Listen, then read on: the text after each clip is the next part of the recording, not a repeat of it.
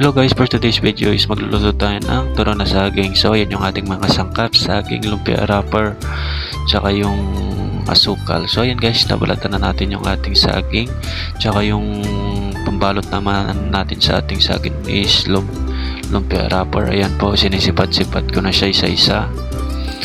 So bali guys, hindi ko pala siya nakuha na ng pag-take ng video yung kung paano ako magbalot ng turon, ng saging. So bali napakadali lang po. Bago natin balutin ng lumpia yung saging is ilalatag muna natin yung saging sa lumpia at saka lalagyan ng asukal, tapos tsaka natin siya i-roll. So bakit nga ba nilalagyan ng asukal guys is syempre yun yung nagpapasarap sa ating turon, kailangan may asukal. So ayan guys, natapos ko na siya sipat-siparin.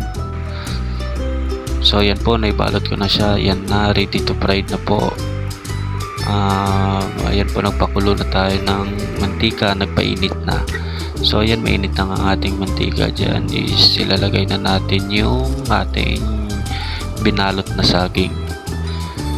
So ayan po, tsaka step aside lang natin siya hanggang sa magiging golden brown siya.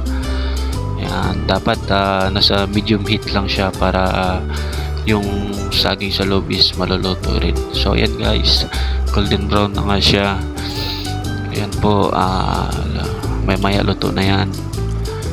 So ayan, balik-balik na rin lang natin siya hanggang sa magkapantay-pantay yung pagiging golden brown niya.